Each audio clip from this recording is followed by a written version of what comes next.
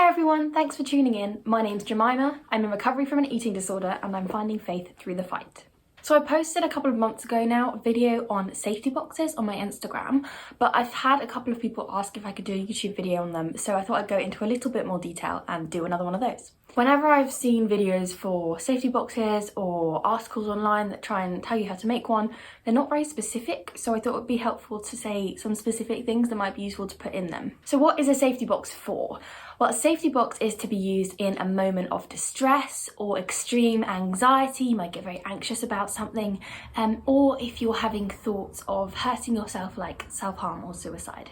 It's also good to use if you're feeling quite out of control and just need to center yourself back into your body. I would highly recommend using a safety box with the STOP technique. Now, the STOP technique stands for 4 things. The S stands for stop exactly what you're doing. The T stands for take a breath or take a step back. The O stands for observe, so observe what's going on around you and what sort of state you're in. And the P stands for proceed, so when it's safe to do so, use one of the techniques in your safety box. There's actually an app for this, it's called the STOP app. You can get it on your phone and it's really useful, and you can use it with or without sound depending on where you are.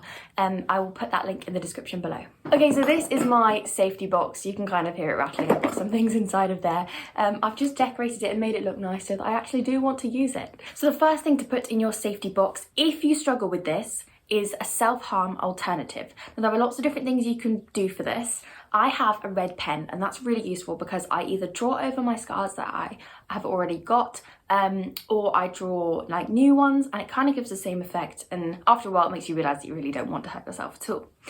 I also have a red hairband. It's really useful to put that on your wrist, and you can kind of flick it, and it does hurt a little bit, so it kind of gives you the sensation, but it does it without scarring you permanently. I also have an elastic band, which kind of does the same thing, but it's a bit easier to fiddle with because it stretches more. And actually these 2 things are really good for taking around with you. I would highly recommend, because you can't always take a massive safety box on the move with you. You might run into a situation where you need to use some of these techniques when you're outside of your house. So always having a hairband on your wrist is a really good idea if you struggle with self-harm, because it's always there and you can always fiddle with it. I also have some plasters as well. They're just pound shop plasters, but they're a good idea because you can pop them over your scars that you already have, or just over your skin and realise that actually they need healing, and yeah, you don't want to hurt yourself. The next thing you should have in your safety box are items of self-care. Now, this might be lots of different things depending on what you class as self-care. It might be a face mask, for example. I have a face mask because I like face masks and pampering myself. It might be a book, because that's your way of self-care. It might be some bubble bath, because having a bath is a really good way to take care of yourself. It might be a film, because you love watching films and that's your way of taking care of yourself. The next thing you should have in your safety box are sensory objects. Now, I have some feathers because they kind of feel nice and yeah, they're fun to play with. And there are lots of different types of sensory objects you can have, things that smell nice. So I also have a Magimixer, which was like a maths puzzle that I won in like year 8 or something, but it's really good to fiddle with because it's got loads of mini dice in it.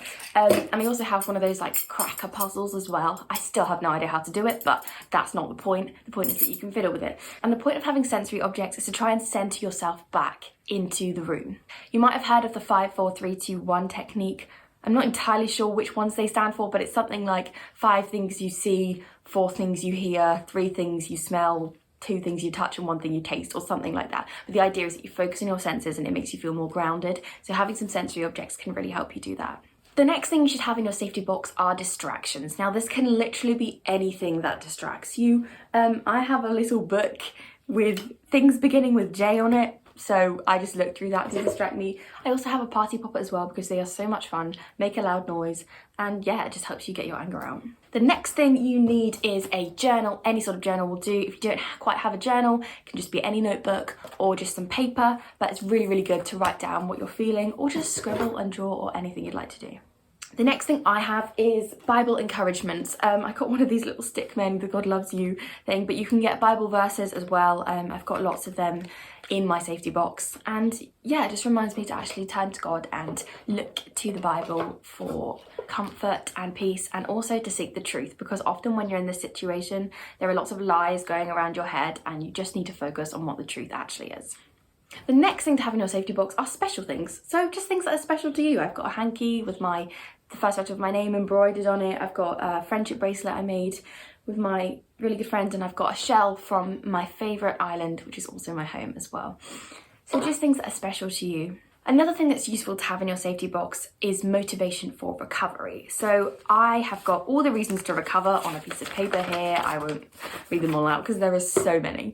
I have a poem that I wrote which actually reminds me how important recovery is. And I have a letter that I wrote to myself about why I should recover. Just lots of things that are going to remind you to keep going because you're in a tough situation right now and you might want to give up. Something else which is really good to have in your safety box are techniques that would be good to use that aren't physical things in your safety box. So on my lid on the underside, I've got a little card here which has some of the techniques. Things like holding on to ice, and that's a self-harm alternative, using a pillow to bash or have a pillow fight, cupping your hands until they sting, that's another self-harm alternative. Getting yourself into a safe space, like moving all the sharp things away, doodling, listening to worship, pray, do a puzzle. Painting my nails is a really big one because you can't hurt yourself if your nails are wet because you'll ruin your nails. So I would really advise doing that one. Dunking your face into cold water as well is a really good technique. You need to hold it under there for at least 10 seconds if you can. This will tell your body that you're drowning and kind of take you out of the fight or flight mode and like slow down your heart, and it does really help. But there are loads of other techniques you can use. Just think like what's helpful for you personally. And the final thing that you need to have in your safety box are contact numbers. This is really, really important. You should have some contact numbers of family or friends that you can call who know that you struggle sometimes, and also different people that you can call in different stressful situations. You might be only a little bit anxious or you might be incredibly anxious, and sometimes calling one person is better in one situation and calling someone else is better in another.